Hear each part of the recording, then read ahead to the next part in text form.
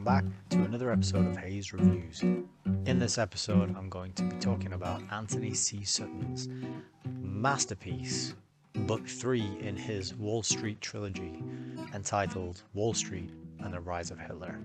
This book was written in 1976, and this is not a first edition copy, this is a reprint, but it is a faithful reprint. The dedication on the inside, sorry, not the dedication, the publisher's note says, sadly the author was not able to update it in his lifetime, but it is reproduced here in its original form as a classic study of the subject. Did you know that Hitler was financed by American industrialists linked to some of the biggest names in Wall Street finance and banking? Were you aware that Hitler was friends and had close contacts with such American industrialists as Henry Ford? And was it known to you?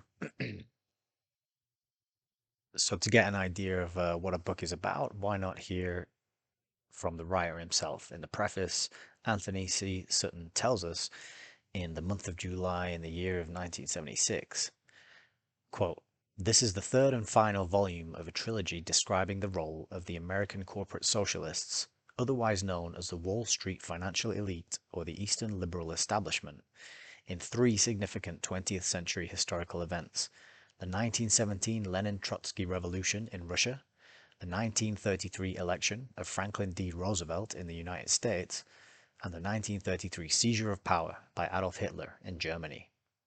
Each of these events introduced some variant of socialism into a major country, i.e., Bolshevik socialism in Russia, New Deal socialism in the United States, and National Socialism in Germany.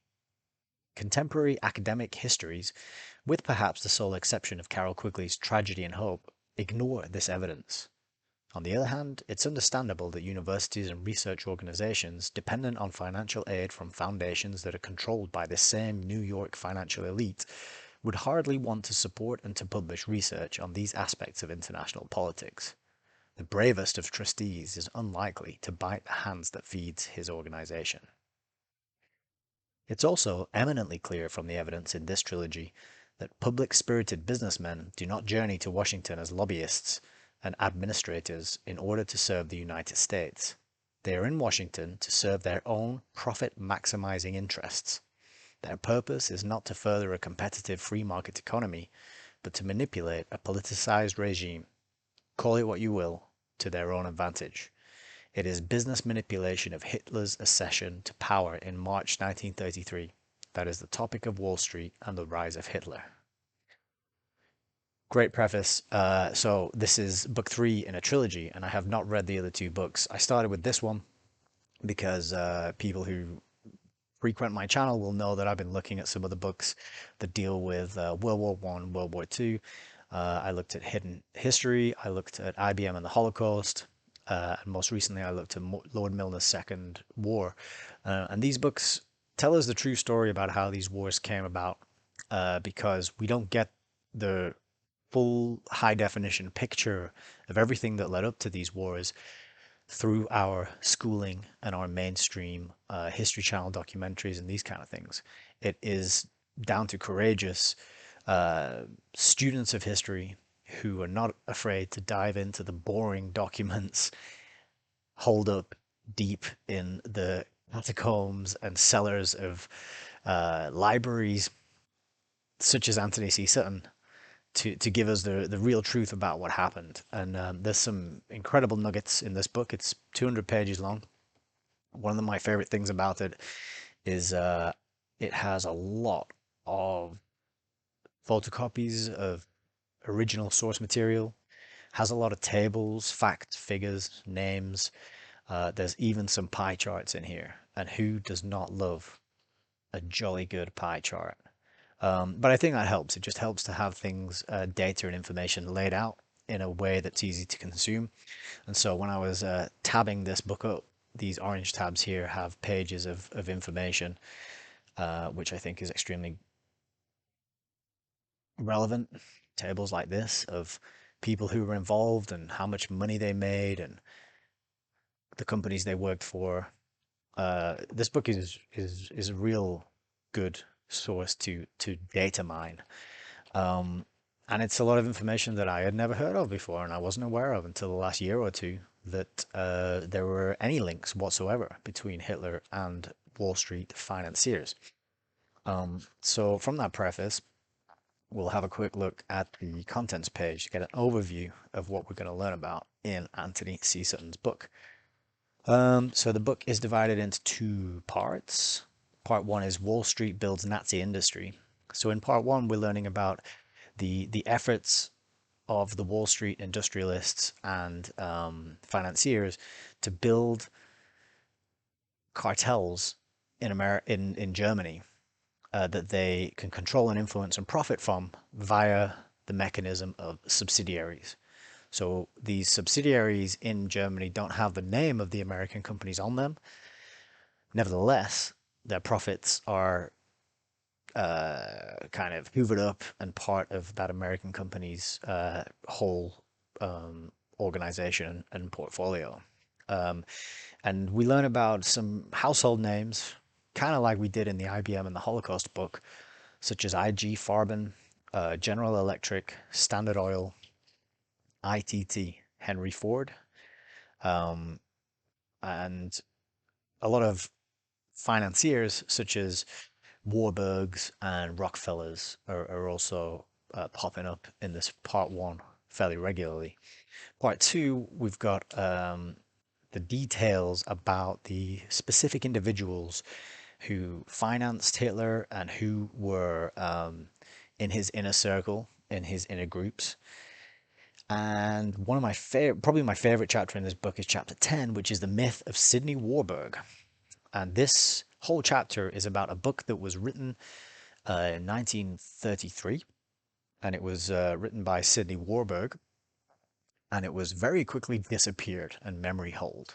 I will get to that a little bit later in the review, but hang on for that because that was my favorite chapter. Very intriguing.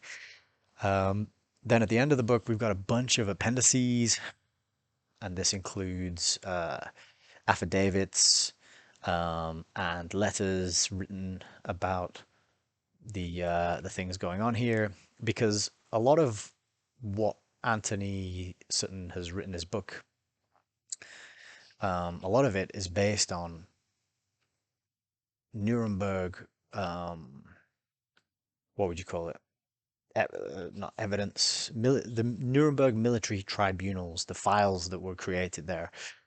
Interestingly, even though the Nuremberg military tribunals took place and did end up punishing some people, they were by no means comprehensive. They didn't get everybody who was involved, and there's a fairly clear pattern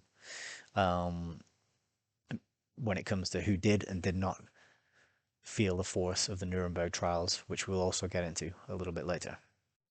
So I thought I'd start off by reading you some quotes about the cartel system, which was set up in the years leading up to World War II.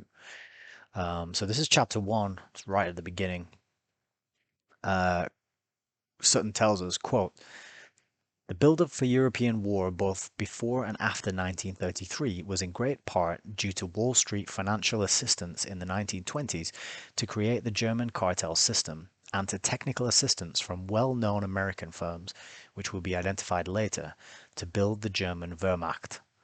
Whereas this financial and technical assistance is referred to as accidental, or due to the short-sightedness of American businessmen, the evidence presented below strongly suggests some degree of premeditation on the part of these American financiers. Similar and unacceptable pleas of accident were made on behalf of American financiers and industrialists in the parallel example of building the military power of the Soviet Union from 1917 onwards. Yet these American capitalists were willing to finance and subsidize the Soviet Union while the Vietnam War was underway, knowing that the Soviets were supplying the other side." Classic. Funding both sides, supplying, selling your products to both sides. This happened in IBM and the Holocaust, which I did a 2.5 hour review of on this channel. You can dig that up. probably a bit too much, but it was a big book, so I didn't have much choice.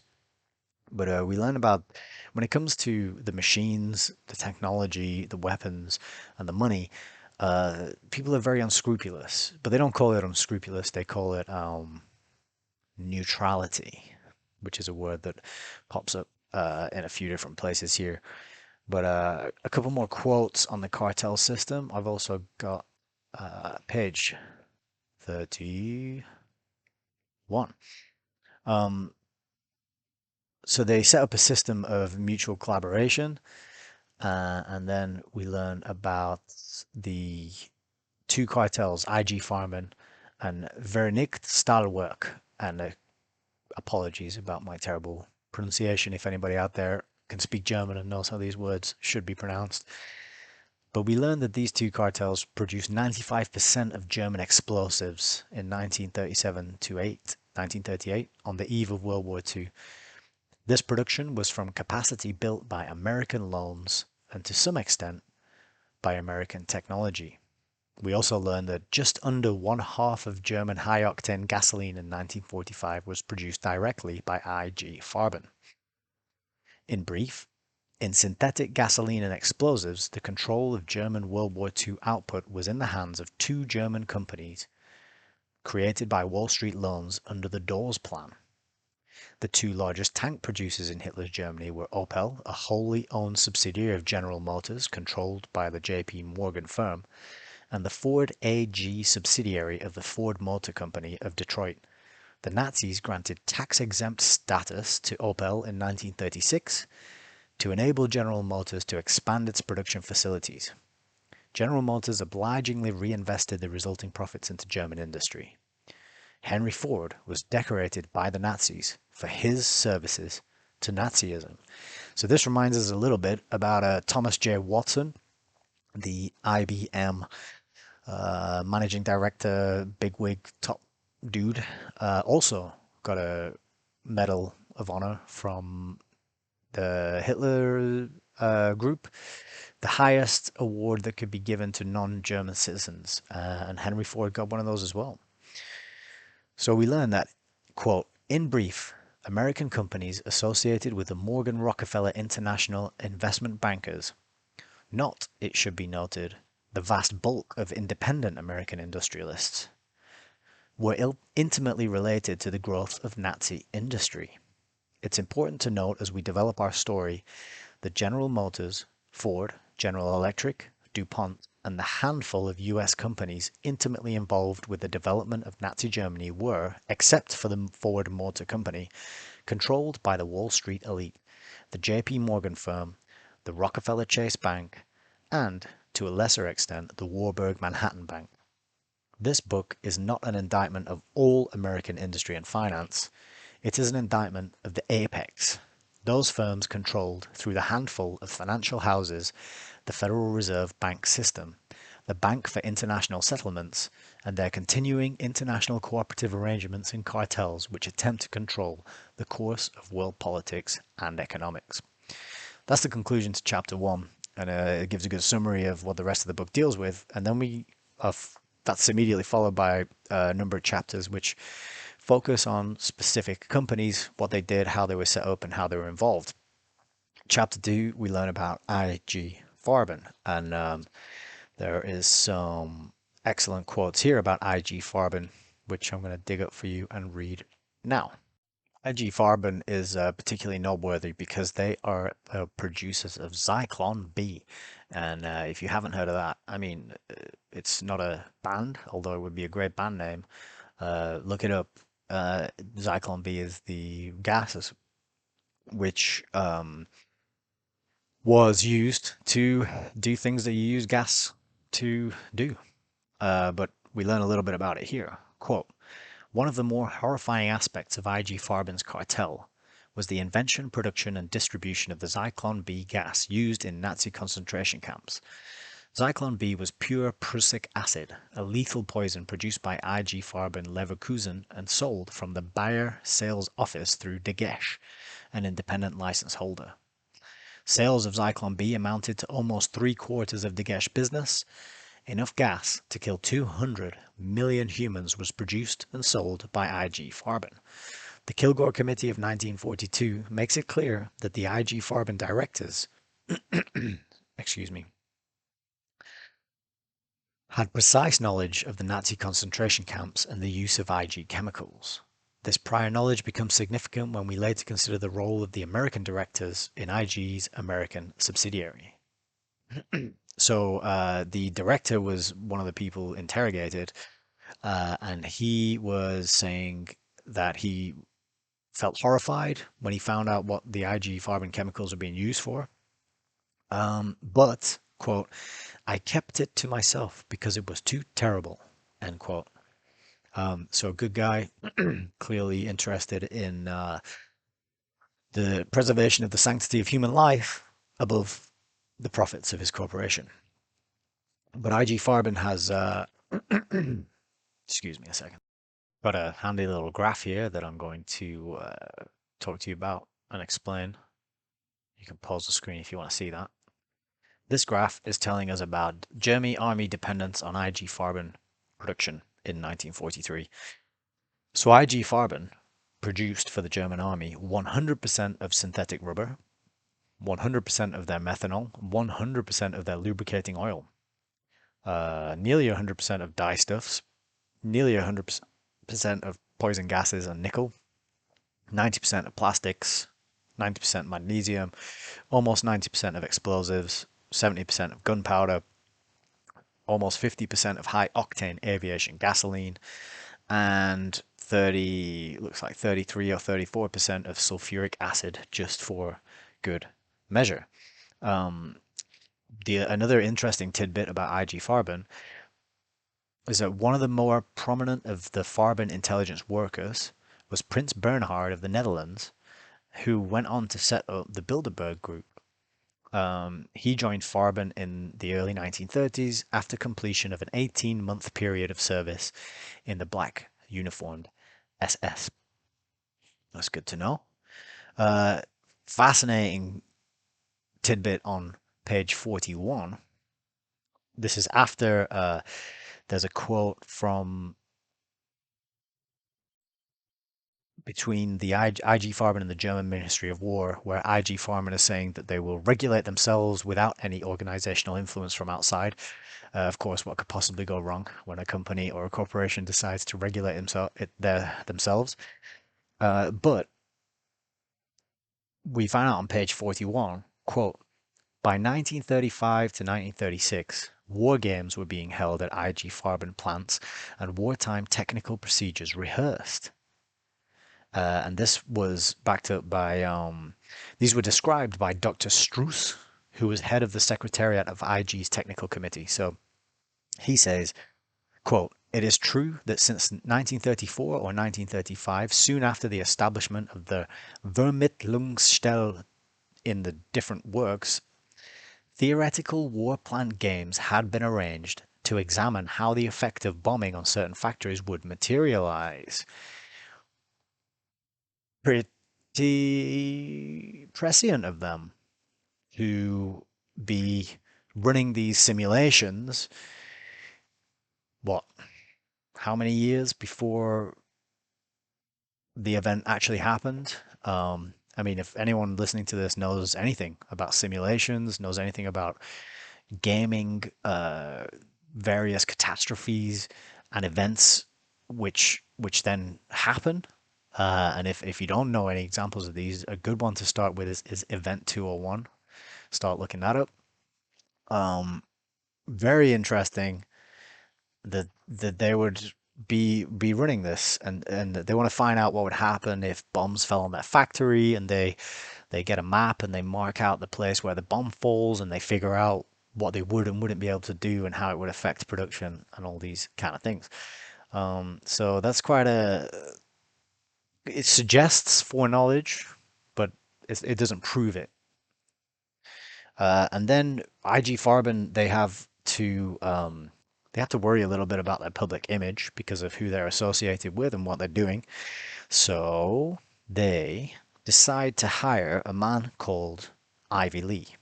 Quote, The most notable public relations firm in the late 1920s and 1930s was Ivy Lee and T.J. Ross of New York. Ivy Lee had previously undertaken a public relations campaign for the Rockefellers to spruce up the Rockefeller name among the American public. The firm had also produced a sycophantic book entitled USSR, undertaking the same cleanup task for the Soviet Union, even while Soviet labor camps were in full blast in the late 20s and early 30s. Ivy Lee, that's a name to watch out for. He is working for questionable people who the public don't particularly like, who members of the government are calling out as being nefarious actors who are working against the interests of the American public. Ivy Lee comes in and he is following in the footsteps, or maybe he precedes even the footsteps of people like Edward Bernays, who are considered to be the fathers of public relations. And this is about really covering up the bad stuff that you're doing and getting people to think you're involved in philanthropy. And that's a word worth pausing on because a lot of people who publicly claim to be philanthropists and engage in philanthropy are actually not philanthropic. And but of course, if you are in the public and you're well known and you're a household name, you want to make as many people who know you to associate you with good deeds, even if especially if you're getting up to dodgy, evil, nefarious deeds in actual fact. So back to IG Farben, they hire Ivy Lee to handle their public image. And then Ivy Lee gets paid $25,000 a year, which is not a bad wage for this 1930s. Ivy Lee gives Farben some advice, and that's pretty much all we hear of from Ivy Lee. Now, the other quote that I wanted to mention here, I think is here, was Ivy Lee is advising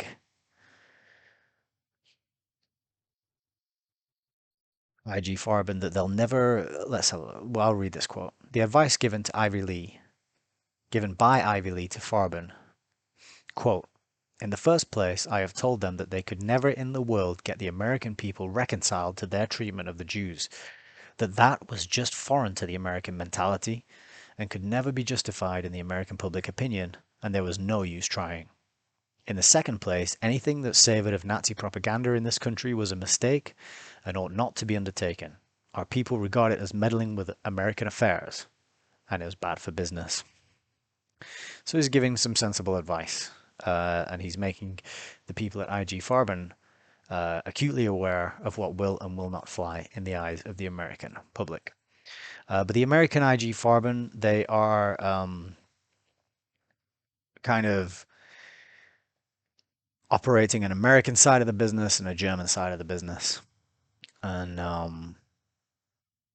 in 1930, and then a lot of the directors, Sutton goes into the directors of a lot of these companies, and he shows us how many of these directors sit on the boards of other companies and other banks. And in some cases, at least one case in this book, he talks about a guy who was on the board of directors for 100 companies. So these guys, they sit on the board of companies that kind of overlap and companies which help their other companies do business and get away with the things they're trying to do.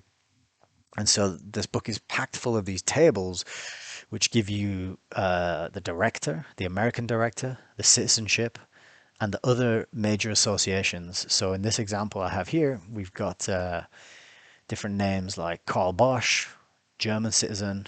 He's an IG Farben director, and he's also associated with the Ford Motor Company. There's also somebody called F. Ter Meer, who is German, an American IG director, found guilty at the Nuremberg war crimes trials.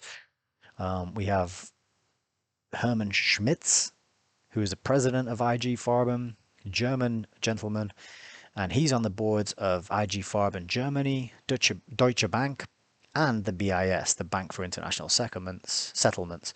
He was found guilty at Nuremberg war crimes trials. There's also Paul Warburg. He's an American director of IG, U.S. citizen, first member of the Federal Reserve Bank of New York and Bank of Manhattan. So that gives you a little taste of the high level of Sutton's work. He's really looking at the board members and the directors and these people who are sitting at the top of the corporate pyramids. What else are they involved in? Who else are they rubbing shoulders with? And are there any sort of conflicts of interests or um, likely uh, opportunities for them to benefit one company by influencing the uh, the the actions and the policies and procedures of another company, if that makes sense. I don't think I explained that very well. Um, just to wrap up this bit on IG Farben, the last quote of this chapter, the last paragraph of this chapter is, quote, several basic observations can be made from this evidence. First, the board of American IG had 3 directors from the Federal Reserve Bank of New York, the most influential of the various Federal Reserve banks. American IG also had interlocks with Standard Oil of New Jersey, Ford Motor Company, Bank of Manhattan, later to become the Chase Manhattan, and AEG, which is the German General Electric. Second, 3 members of the board of this American IG were found guilty at Nuremberg war crimes trials. These were the German, not the American members. Among these Germans was Max Ilgner, director of the IG Farben NW7 office in Berlin, i.e., the Nazi pre-war intelligence office.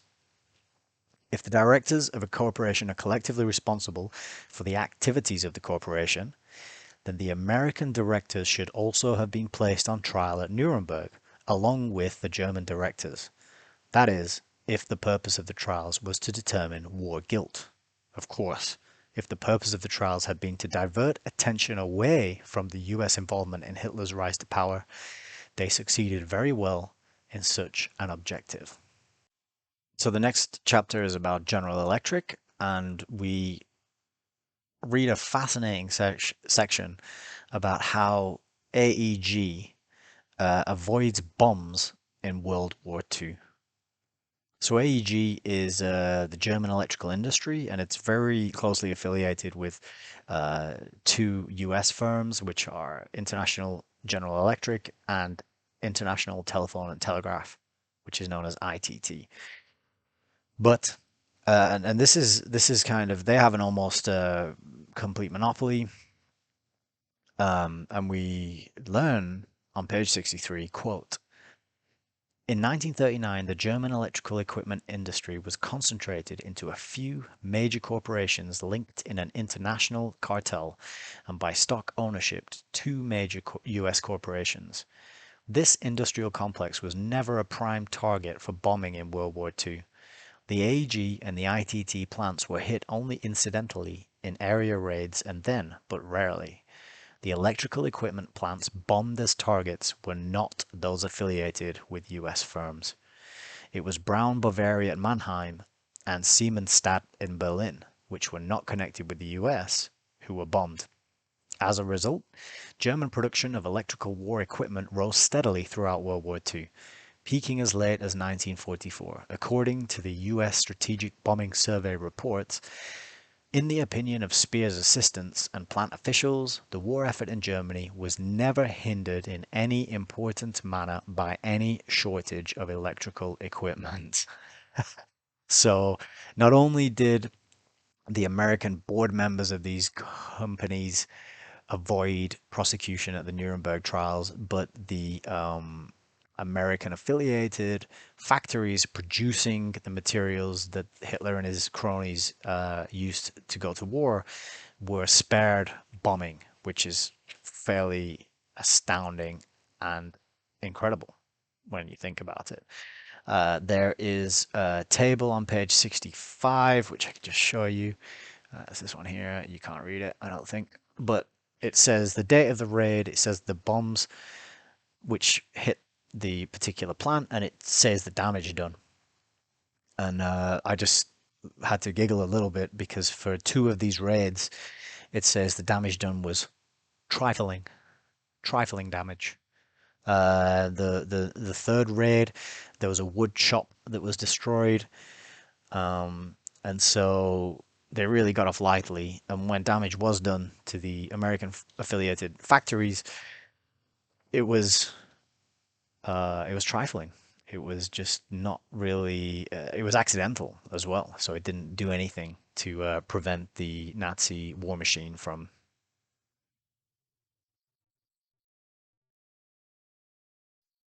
what it did. The fourth chapter is about Standard Oil.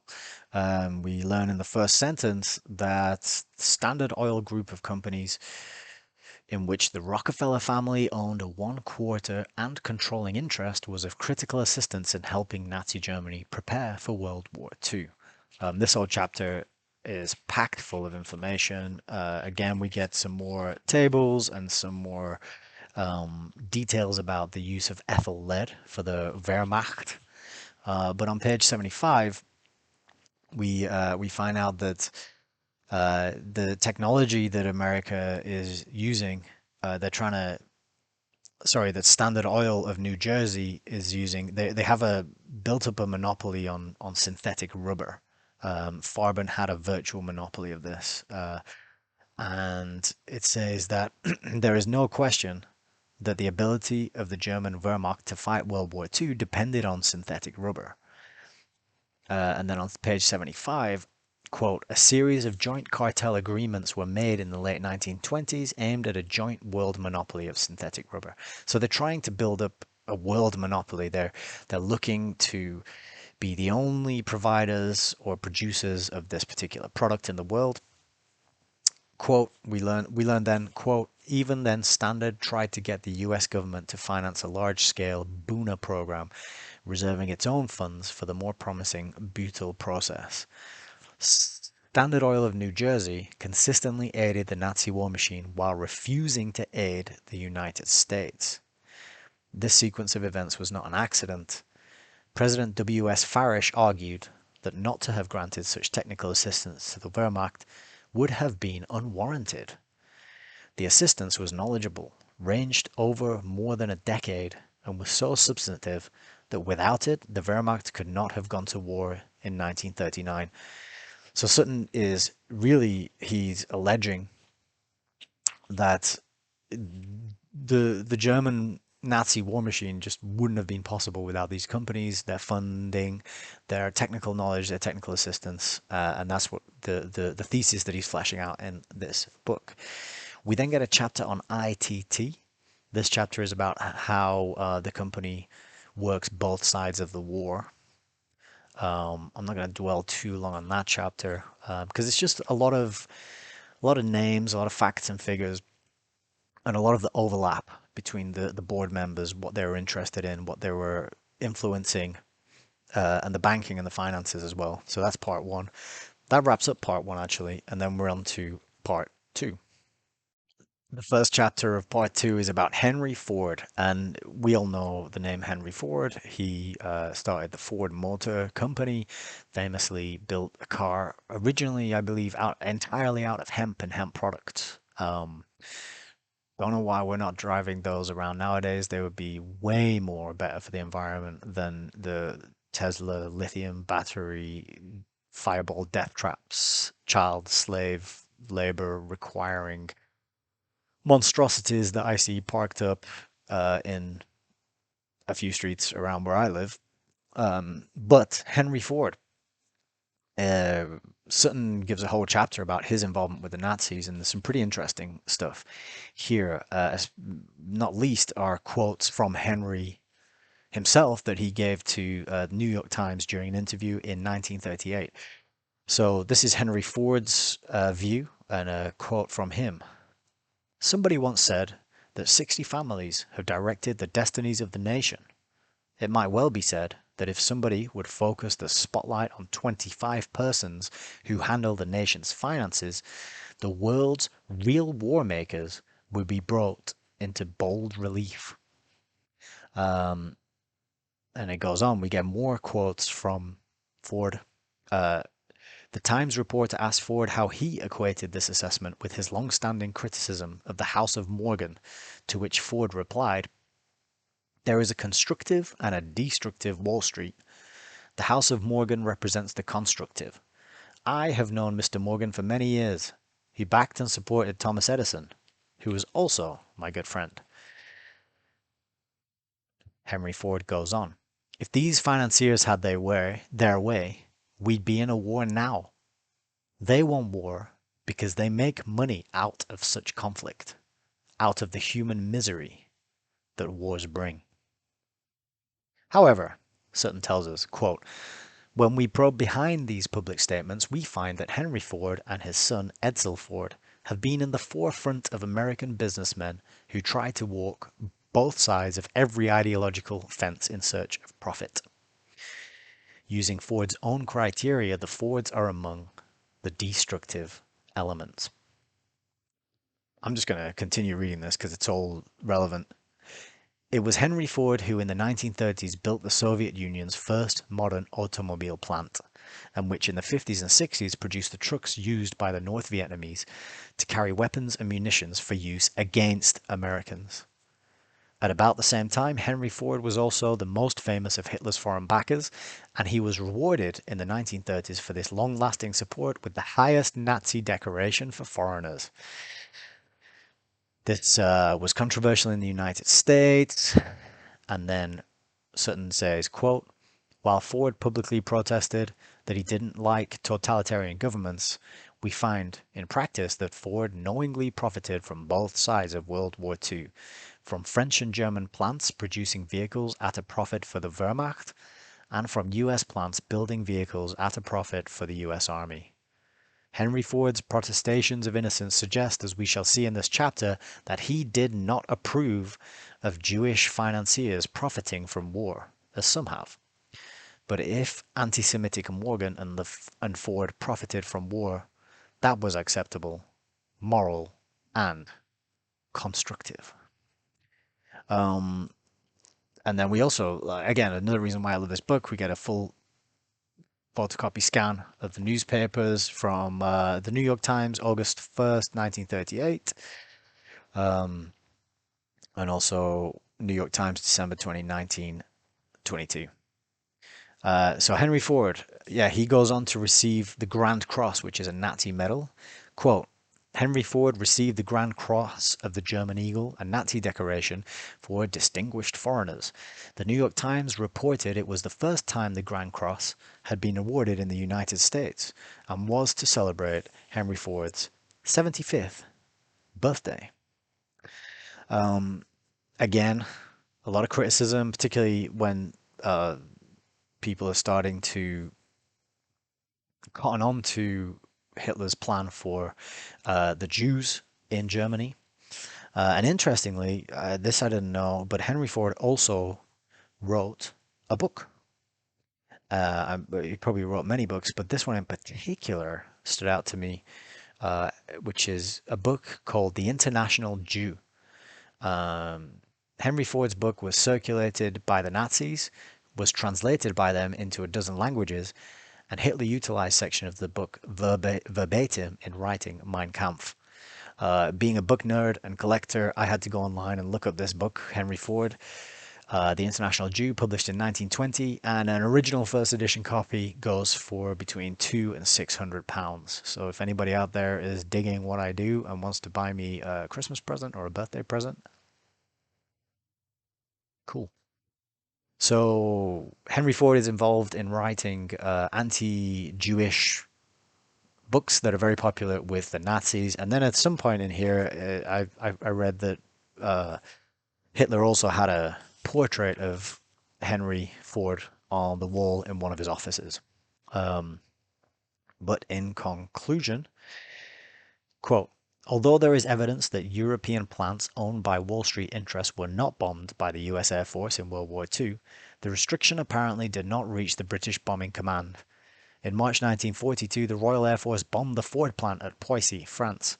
A subsequent letter from Edsel Ford to Ford General Manager Sorensen about this RAF raid commented, Photographs of the plant on fire were published in American newspapers, but fortunately no reference was made to the Ford Motor Company.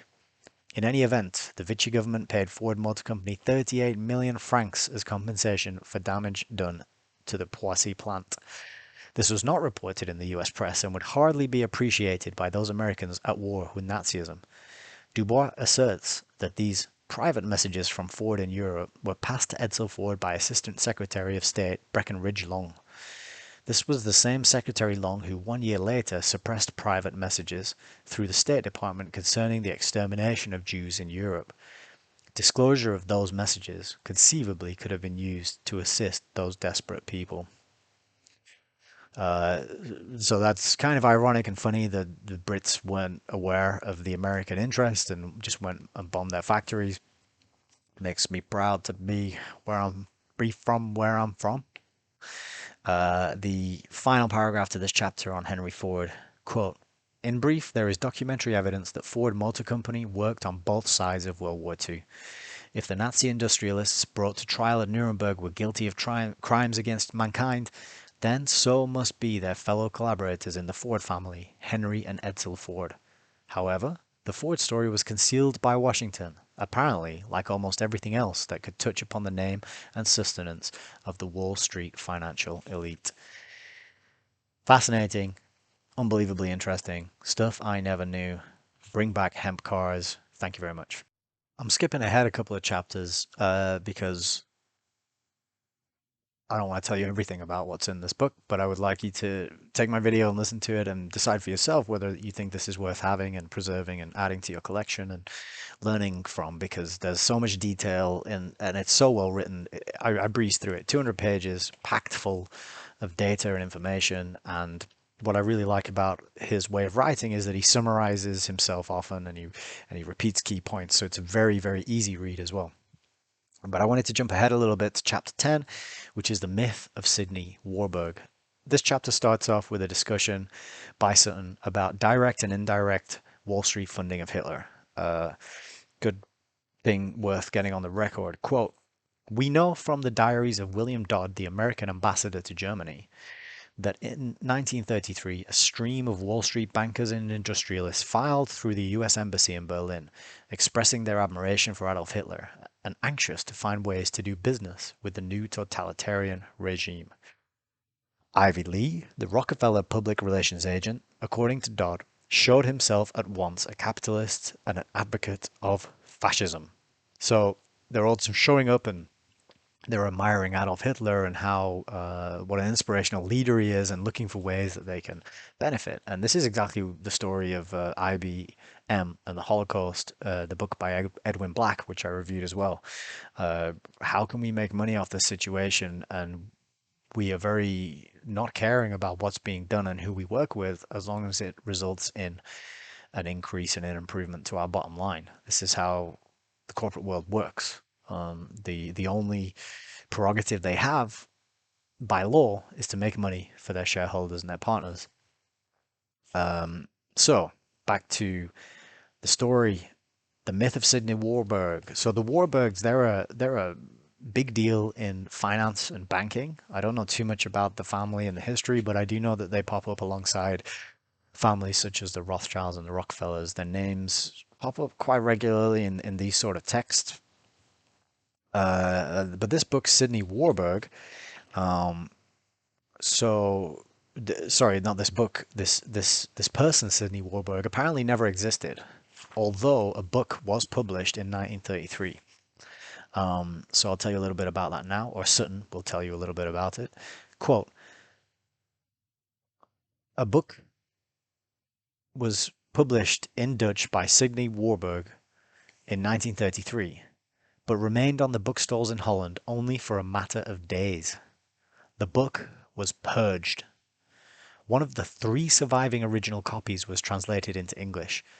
The translation was at one time deposited in the British Museum, but is now withdrawn from public circulation and is unavailable for research. Nothing is now known of the original Dutch copy upon which this English translation was based. The second Dutch copy was owned by Chancellor Schnuschnig in Austria, and nothing is known of its present whereabouts. The third Dutch copy found its way to Switzerland and was translated into German. The German translation has survived down to the present day, and it's in the copy of Schweizerischen Sozialarchiv in Zurich, Switzerland. A certified copy of the authenticated German translation of this Swiss survivor was purchased by the author in 1971 and translated into English. It is upon this English translation of the German translation that the text in this chapter is based. Publication of the Sidney Warburg book was duly reported in the New York Times under the title Hoax on Nazis Feared. So what is in this book? Sutton writes, quote, "What does the book report? What does the book claim happened in Germany in the early 1930s? And do these events have any resemblance to facts we know to be true from other evidence?" So Sutton goes on to say that he assumes the Sidney Warburg book is a forgery, because that makes more sense from the point of view of doing good research. But then he points out that there is some strange things surrounding this book, particularly the actions taken by the Warburg family in response to this book being written by someone and put out there and published. So what did they do? First, the Warburg claim that the book is a forgery has a curious and vital flaw. The Warburgs deny as false a book they admit not to have read nor even seen. The Warburg denial is limited specifically to non-authorship by a Warburg. This denial is acceptable, but it does not deny or reject the validity of the contents. The denial merely repudiates authorship. So the Warburg family are saying, well, we will go on record to say that Sidney Warburg is not a real person, doesn't exist, there's no record of him, and therefore could never have written this book. And that's as far as their denial goes. They don't go on record to say these things written in the book are untrue, these accusations are false. They don't get annoyed about the contents, as Sutton just said. They are more interested in just saying the author doesn't exist. So what was in this book? So Sutton, at this point, has whet our appetite, got us excited, and he goes on to tell us about a synopsis of the suppressed Sidney Warburg book, which is quite a long section, and there's a lot of details. The synopsis of the book is here, I think. Quote, "This is a synopsis of Sidney Warburg's suppressed book on the financial origins of National Socialism in Germany. Some of the information in the book is now common knowledge, although only part was generally known in the 1930s. It is extraordinary to note that the unknown author had access to information that only surfaced many years later. For example, the identity of the von Heydt Bank as a Hitler financial conduit. Why was the book taken off the bookstands and suppressed? The stated reason for withdrawal was that Sidney Warburg does not exist, that the book was a forgery, and that the Warburg family claimed it contained anti-Semitic and libelous statements. The information in the book was resurrected after World War II and published in other books in an anti-Semitic context which does not exist in the original 1933 book. In other words, the Warburg affidavit raised far more questions than it resolved. We should therefore look at Warburg's 1949 affidavit denying the authenticity of financial sources of National Socialism." Okay, so he's telling us that there's a lot of mystery and intrigue surrounding this book, who wrote it, where it came from, how the information in that book was not publicly known or released till many, many years later, and the denial, the affidavit written by the Warburg family, specifically James Paul Warburg, wrote the affidavit and did not. It basically raised more questions than it settled about this book. And then there's an excellent part in this chapter with a whole 3-page breakdown of James P. Warburg's sworn affidavit. So in one column, you can see the quotes from his affidavit, and then on this other column on the next side, Sutton's comments about how these quotes are fishy and strange and they don't add up. And yeah, I really enjoyed this chapter. It really got my cogs turning. It really, really made me want to get my hands on a copy of that book, but it's pretty unlikely that I'll ever be adding that to my collection. Uh, but let's learn a few more facts that tie things together and flesh out why this is interesting and intriguing. Some conclusions from the Sidney Warburg story. Quote, Paul Warburg was a director of American IG Farben and thus connected with the financing of Hitler. Max Warburg, a director of German IG Farben, signed, along with Hitler himself, the document which appointed Hjalmar Schacht to the Reichsbank. These verifiable connections between the Warburgs and Hitler suggest the Sidney Warburg story cannot be abandoned as a total forgery without close examination. Yes, so the Warburg family already has ties through uh, their businesses and their practices with Hitler. It's a red flag. It's definitely raising a lot of eyebrows and making me think there's something to this book. And the fact that it was taken out of circulation so quickly, and then parts of it were republished with a heavily anti-Semitic um, rewriting in order to discredit the factual information. That makes sense to me that that would happen that way in order to discredit. Uh, some more from the conclusions about this story. Sutton says, quote, any private citizen who forged such a book without inside government materials would have to be remarkably well informed. Guarantee Trust is not a particularly well-known bank outside New York, yet there's an extraordinary degree of plausibility about the involvement of Guarantee Trust because it was the Morgan vehicle used for financing and infiltrating the Bolshevik Revolution. Whoever named Guarantee Trust as the vehicle for funding Hitler either knew a great deal more than the man in the street or had authentic government information. So I suppose in this book, Guarantee Trust was named as a funder for Hitler. And the question Sutton is asking is how would anybody know that unless they were an insider or they had access to the level of information that insiders have. In conclusion, Sutton writes, quote, clearly, whoever wrote the book, his motive almost certainly was to warn against Hitlerian aggression and to point to its Wall Street source, because the technical assistance of American companies controlled by Wall Street was still needed to build Hitler's war machine.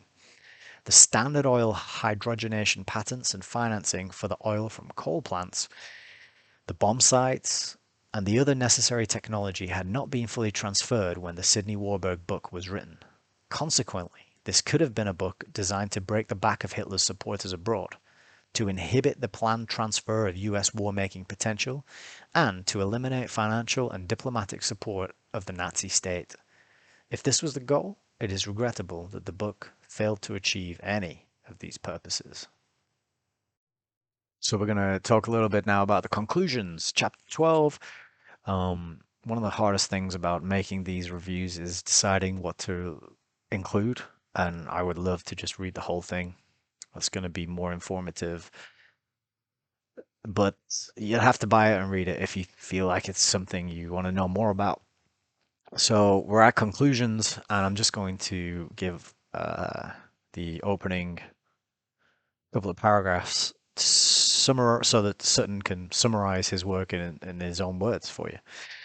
Quote, we've demonstrated with documentary evidence a number of critical associations between Wall Street international bankers and the rise of Hitler and Nazism in Germany. First, that Wall Street financed the German cartels in the mid-1920s, which in turn proceeded to bring Hitler to power. Second, that the financing for Hitler and his SS Street thugs came in part from affiliates or subsidiaries of US firms, including Henry Ford in 1922, payments by IG Farben and General Electric in 1933, followed by the Standard Oil of New Jersey and ITT subsidiary payments to Heinrich Himmler up to 1944. Third, The US multinationals under the control of Wall Street profited handsomely from Hitler's military construction program in the 30s and at least until 1942. Fourth, that these same international bankers used political influence in the US to cover up their wartime collaboration, and to do this, infiltrated the US Control Commission for Germany. And then he gives an overview of what he talked about in the various chapters. And it is eye-opening to think about how connected Hitler and his whole movement and his efforts were to big finance and big business, and particularly American finance and American business. I had no idea that companies such as Ford and General Electric and Standard Oil and IBM were involved in and profiting, in fact, from Hitler, and that side of things, the American, the Ally side of things, they were never prosecuted and they were never charged with war crimes. And there's a great section, which I think in the chapter before this one, where Sutton goes into what justifies including people in accusations of war crimes. So he asked the question, what example should what, for example, should exempt Franklin D. Roosevelt and Winston Churchill, but not exempt Adolf Hitler and Goering? Um, what should exempt Henry Ford and his son Edsel Ford, and all these board members sitting on Standard Oil, General Electric, General Motors, and ITT? It's a very important question. I don't think it's been answered satisfactorily. In fact, I think it's been buried and hidden because I didn't even know about this until a year or two ago, and I didn't know about the detail until I picked up this book. So we get an overview of the different chapters, and then page 166, Sutton gives us the pervasive influence of international bankers. This is, I think, a key part of the puzzle because the money has to come from somewhere. The technology, the bombs, the guns, the weapons, the materials all have to come from somewhere. They have to be produced. Companies produce them.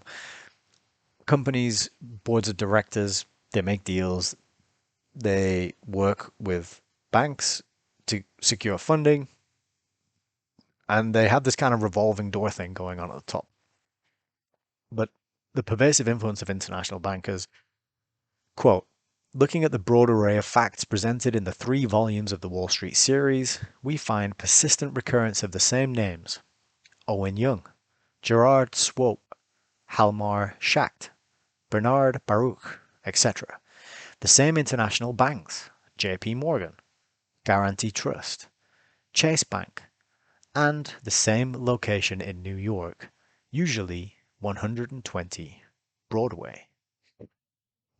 This group of international bankers backed the Bolshevik Revolution and subsequently profited from the establishment of a Soviet Russia. This group backed Roosevelt and profited from New Deal socialism. This group also backed Hitler and certainly profited from German armament in the 1930s. When big business should have been running its business operations at Ford Motor, Standard of New Jersey, and so on, we find it actively and deeply involved in political upheavals, war, and revolutions in 3 major countries. The version of history presented here is that the financial elite knowingly and with premeditation assisted the Bolshevik Revolution in 1917, in concert with German bankers. After profiting handsomely from the German hyperinflationary distress of 1923 and planning to place the German reparations burden onto the backs of American investors, Wall Street found it had brought about the 1929 financial crisis.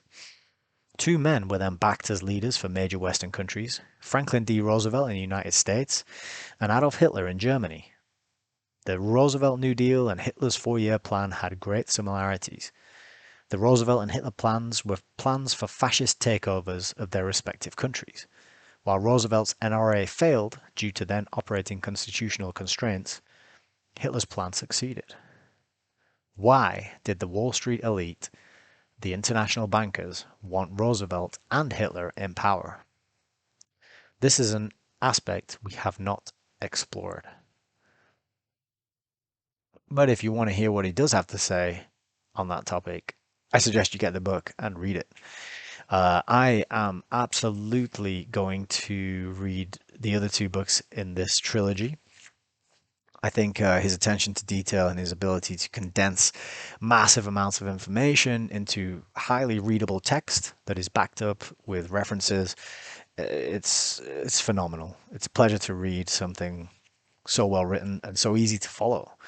There are even more conclusions, and then after the conclusions, we have the appendices where we're just getting documents, affidavits, entries in the National Trusteeship account found in the files of the Delbruck Schnickler Co. Bank, a letter from U.S. War Department to Ethel Corporation, an extract from Morgenthau Diary. I mean, it is a real piece of history, an excellent bit of historical research.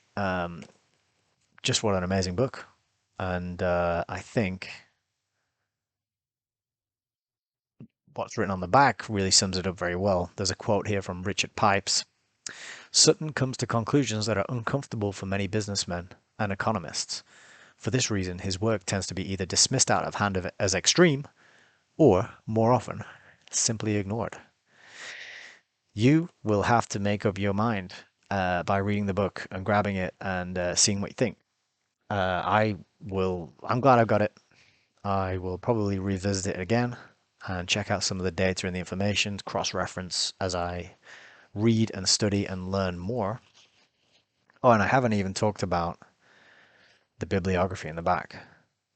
It's one of my favorite things about books is to get into the bibliography and find other books that I can buy and add to my collection.